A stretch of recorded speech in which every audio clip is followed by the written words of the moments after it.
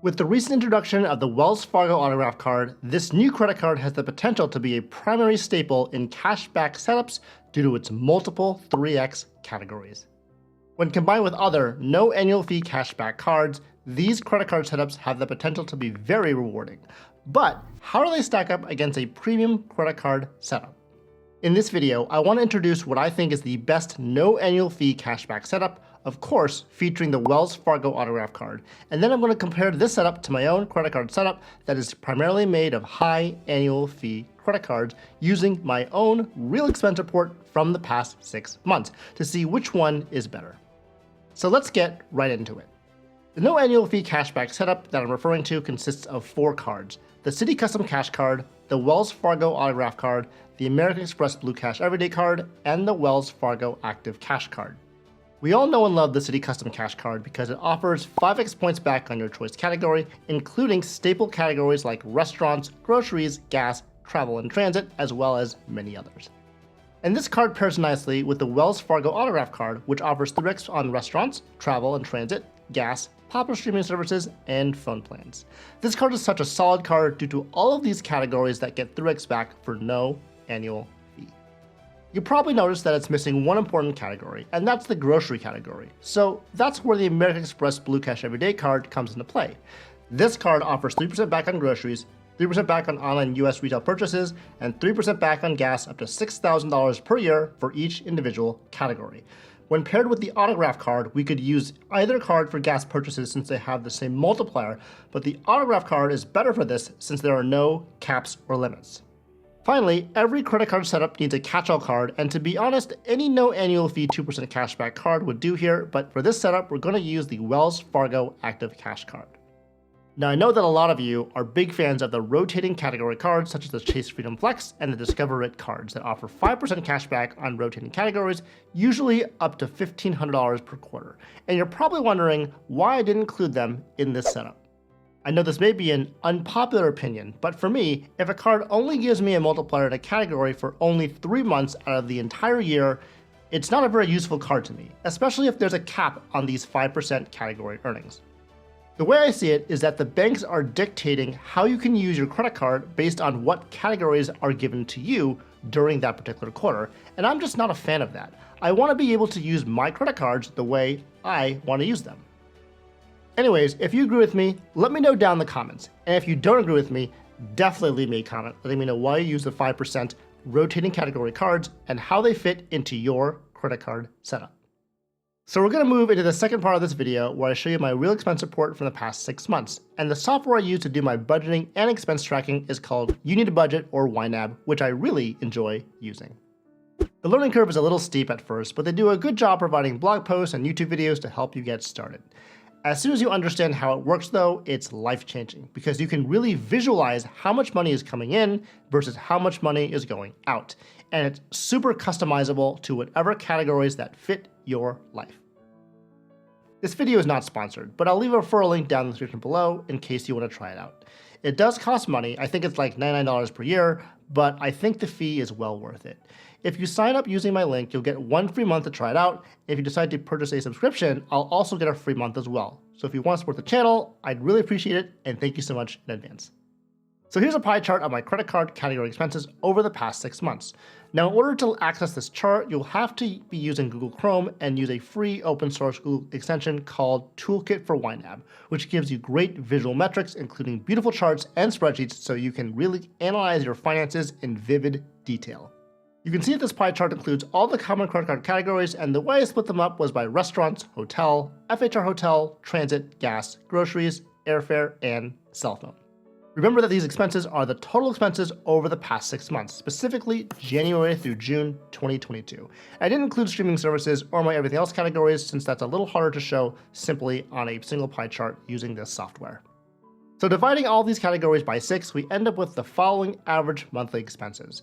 Just a quick note that these categories here will be added together to make the travel category, but I separate them out now because when I do the analysis using my own credit card setup, each of these categories all have different multipliers. Starting with the best no annual fee credit card setup we introduced earlier, how are we going to divide these expenses? Well, because we don't have any rotating category cards, there's really only one decision to make, because the only card with any multiplier flexibility is the Citi Custom Cash card. Now, as you all know, you want to try to maximize a $500 5x category per month with the Citi Custom Cash card, and just use the card for that one category. I think for most people, the grocery category would be the best fit for this, since it covers the missing category on the Wells Fargo Autograph card. But for my particular situation, it's better to use the Citi Custom Cash for either the restaurant or travel categories, since both of these categories are more than $500 per month, whereas my grocery category doesn't even clear $500, and so it wouldn't really maximize the multiplier on the Citi Custom Cash card. It doesn't particularly matter if I use a restaurant or travel category, but for this example, I'm going to use the Citi Custom Cash for restaurants. So if we use the Citi Custom Cash for the first $500 I spend at restaurants, I'd receive $25 in cash back. Next up, we're going to use the Wells Fargo Autograph card to complete the remaining restaurant spend, as well as the other categories, earning me $6.85 at restaurants, $30.89 for travel and transit, $4.65 for gas, $1.06 on cell phone, and $1.05 on streaming services. Lastly, we'll use the American Express Blue Cash Everyday card to get $4.17 back on groceries. We would then use the Wells Fargo Active Cash for all other expenses, but for this exercise, we're going to ignore this category since I didn't include those numbers in my expense report. If we add all these numbers up, this totals $73.67 of cash back per month, or $884.04 of cash back per year. We're now going to do the same exercise with my current credit card setup. And in case you didn't know what that is, I cover this in more detail in my What's in My Wallet video, so definitely check that out if you're interested. First off, we're going to use the American Express Morgan Stanley Platinum card for flights, FHR hotel, and cell phone, netting us $675, $1,349, and 35 membership rewards points respectively. The next card is the American Express Gold card, and of course we'll be using this card for restaurants and groceries, netting us $2,931 and 556 membership rewards points respectively.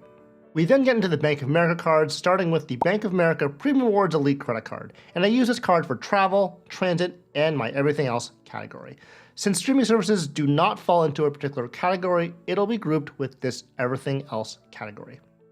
I do receive points on this card, but for this example, we'll assume that I redeem these points for straight cashback at a 1 cent per point valuation. So we'll be getting $14.65 for travel, $7.22 for transit, and 92 cents for streaming. Finally, we'll get into the final card, which is the Bank of America Customized Cash card, which is what I use for gas purchases. And for that category, I'll receive $8.14 cash back. If we add these numbers up, I receive 5,546 membership rewards points and $30.93 in cash back. Assuming I redeem the membership rewards points for cash back at 1 cent per point, which I'm not, but assuming that I do, this totals $86.39 or $1,036.68 of cash back per year. So let's now compare each of these two setups. The no annual fee cashback setup would get me $884.04, while my current credit card setup would get me $1,036.68, which is a difference of $152.64. And now the question is going to focus on annual fees. Specifically, does paying all those annual fees justify the additional $152.64 cashback received from that premium setup?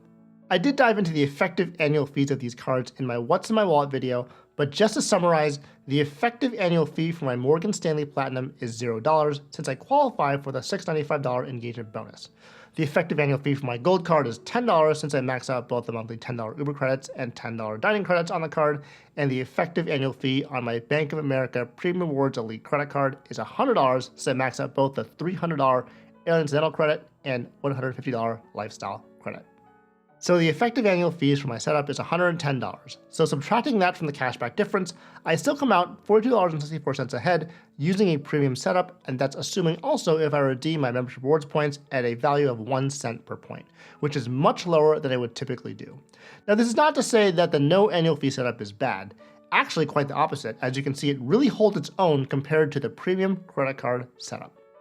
I also want to mention that I didn't even include any of the value that the Platinum card brings me, including all of the statement credits and benefits, so this really does drive the point home that if you're okay with annual fees, it's very possible to come out way ahead using a premium setup as compared to a no annual fee cashback setup. And so that's how I go through the numbers to see if a certain credit card setup works for me. There's a lot of simplicity when using a no annual fee cashback credit card setup, and I think that will always be the case. But if you're willing to jump into annual fee credit cards and use them so the value works for you, that also can be a great decision. But now that you're here, make sure to check out these other two videos about the Wells Fargo Autograph card that I think you'll enjoy.